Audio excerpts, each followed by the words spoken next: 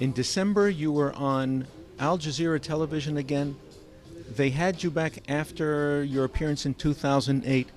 How did you get back on their air? Well, it was not purely Al Jazeera. That debate program which I took part in December is something which is produced outside from Al Jazeera. It's outsourced. And the producer, Faisal Al-Qasem, was also the moderator of the program, has large independence in choosing the participants of his program. Jamal Rayyan, the headmaster or the mastermind of Al Jazeera, objected to broadcast it when he realized, or when he got to know that I am the one in the debate. So Faisal Al-Qasem, the owner of the program, insisted on broadcasting it, and he actually threatened Al Jazeera that if they don't broadcast it, he will take his program to another channel, and they are going to lose much of their viewership. This is what somebody in Al Jazeera told me, the whole story, which was behind the scenes. So they broadcast it, but not the repetition, because every week they repeat this particular program 2 other times, when it is evening, one time in Eastern Asia, and the other time when it is evening here in America. So they broadcast only the first one, and they did not broadcast it again. However, it is on net, it is online, so you can watch it whenever you like. And actually, I put both Hebrew and English captions on the whole 47 minutes of this, so everybody can benefit from the whole debate. Now, what kind of an audience did they have for this new debate that you did a few months ago? Well, Al Jazeera, with this particular program, has a group of people who are estimated by between 40 and 60 million Arabs who watch it according to the preamble. Means they listen to the preamble of the program, means what topic it will be and who are the participants. And if it interests them, they continue to watch it for the whole hour. If it is not so, they move to other channel. This is what makes the difference between 40 and 60. Apparently, as much as I heard, the number of viewers which watched it in the beginning, the first time, exceeded the 70 million. Means it was both interesting and could be that participants themselves drew more people to watch it. Did you say 17? No, 70, which exceeded many of the debates on this program. Look, it's very rarely that this Faisal Al-Qasem, the moderator, brings Israelis. For many, many years, he did not bring Israelis. He started bringing them only in the last year, since Saudi Arabia and the Emirates and Egypt put the siege on Qatar. So for his own reasons, and Al Jazeera as well, he started to bring Israelis. Al Jazeera, as you know, does interview Israelis, but the mastermind of Al Jazeera, Jamal Rayyan, admitted that he invites Israelis in order to use them as a prey, means to devour them online or on air. As he described it, as I invite Israelis in order, since when the Israeli presents his narrative, I can refute his narrative. And at the same time, he said that not always it works, because once he interviewed Dr. Mordechai Kedar from Bar Ilan University, and it didn't work.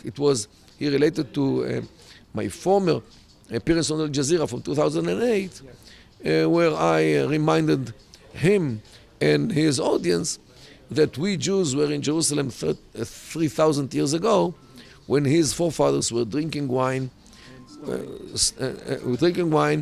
burying their daughters alive, and worshipping idols and idolatrous in the Arabian Peninsula. So, yes, and that's why he never invited me to his programs ever since. And he objected That you were coming back on another show. on this debate program, which he doesn't control because it's outsourced. Just with regard to Al Jazeera's legitimacy, Al Jazeera has been kicked out of Israel, isn't that right? Not at all. Although The Bureau. not at all.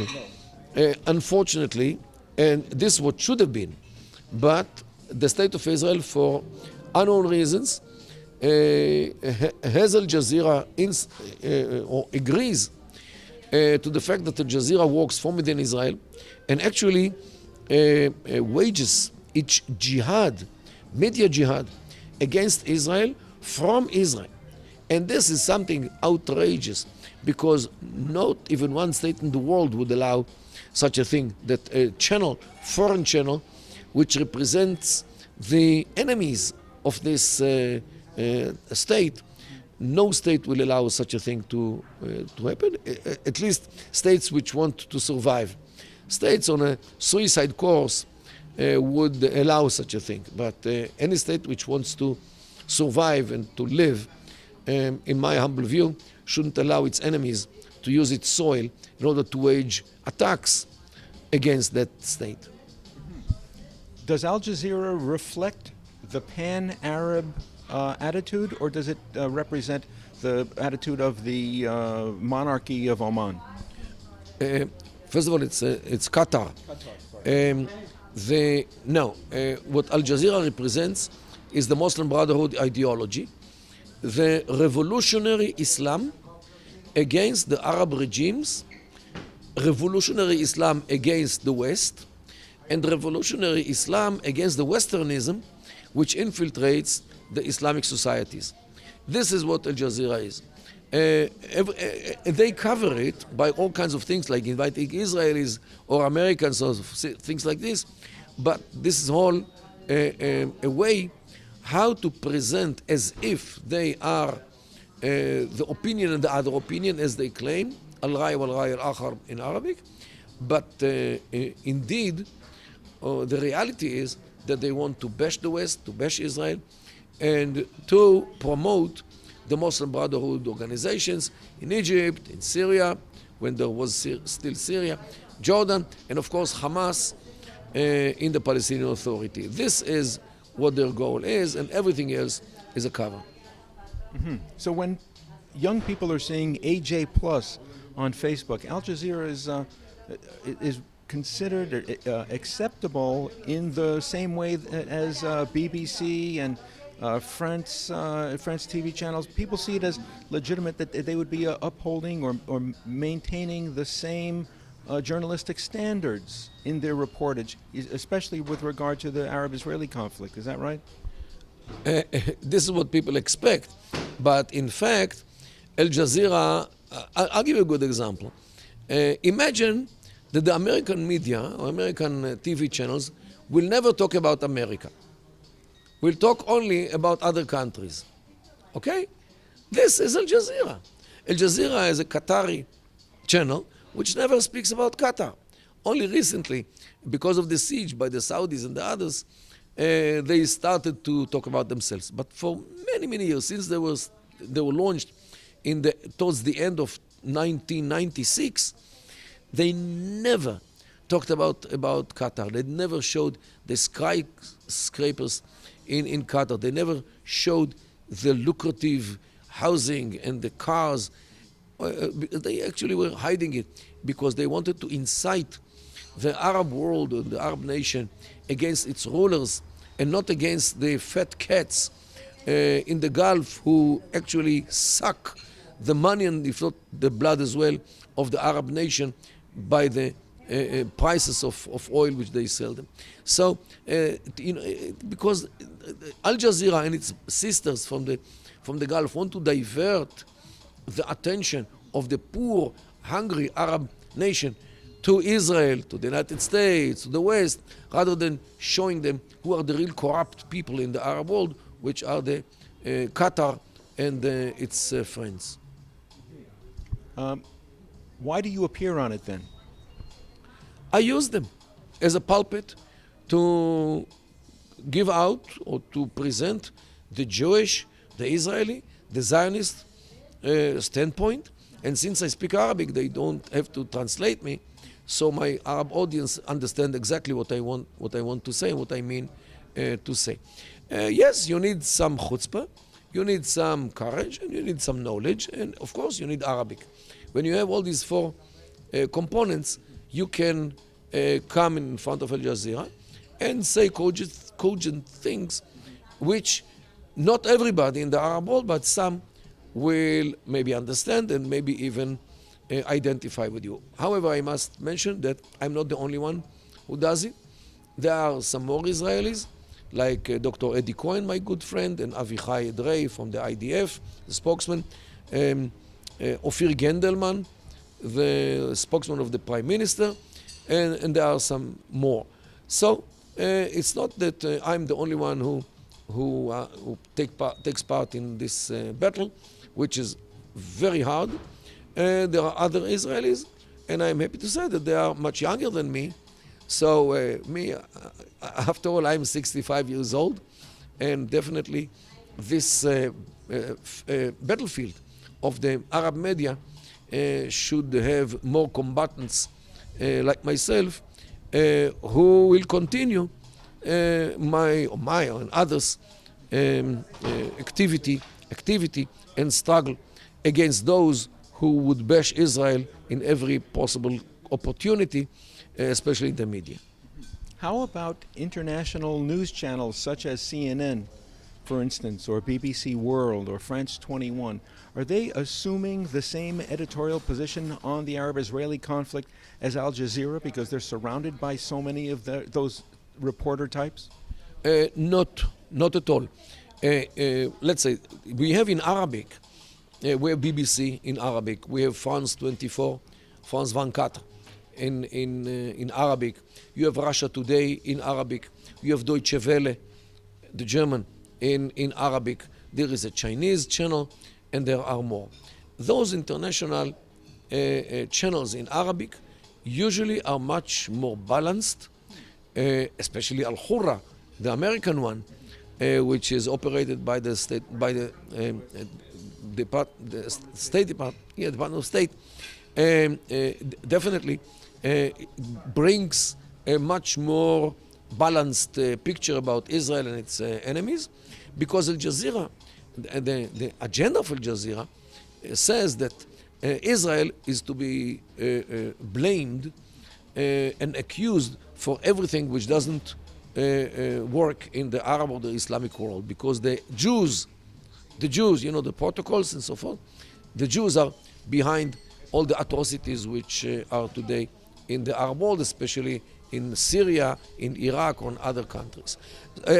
You will never hear such a tenor in the BBC or in France 24 that Israel is the state which is responsible for all the atrocities of the Arab world. This is something which Al Jazeera and Al-Manar of Hezbollah, Palestinians of course, but you will not hear it on the international agenda and channels.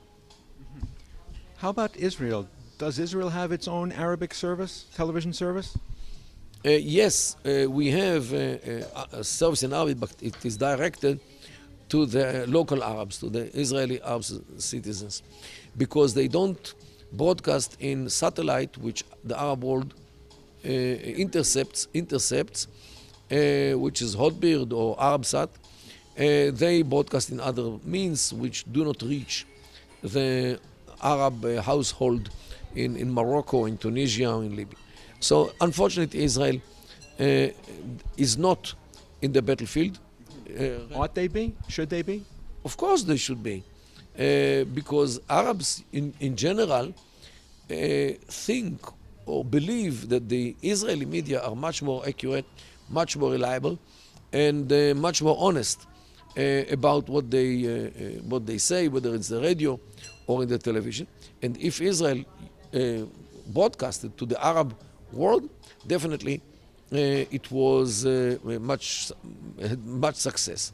However, we do have a TV channel which is private, I-24, which broadcasts in Arabic, in English, and in French from the same location in Yafo Harbor, and they also are on the internet. So, and this is private. Means they try to be nice to Arabs. They don't like to offend. They try to be kumbaya around the fire. So every channel has its own problems, whether a problem which you cannot broadcast or a problem which you broadcast the wrong message. Are you complaining that that I-24 is not critical enough of Arab politics? I-24 tries to play the balanced. So whenever there is an Israeli, they bring an Arab or Palestinian or somebody else, to negate what the Israeli says. And there are many people who think that I-24 actually doesn't really represent the state of Israel, but a small minority in Israel which believes in a two-state solution and dividing of Jerusalem and so forth. While most of the Israelis are as far as could be from these beliefs, and but mouthpieces like Haaretz and I-24 is not as bad as Haaretz. I appear there much, like once a week. Yet, sometimes you can hear all kinds of expressions which are taken from the vocabulary of the Israel bashers. So things have to be developed, no doubt. Yet I'm not sure that the government is really willing to spend the money on hasbara and public relations because it comes on the expense of other things, which could be a tank or two or an airplane to the Air Force or so forth. So since those needs are clear, the need for hasbara and public relations is not always that clear, unfortunately.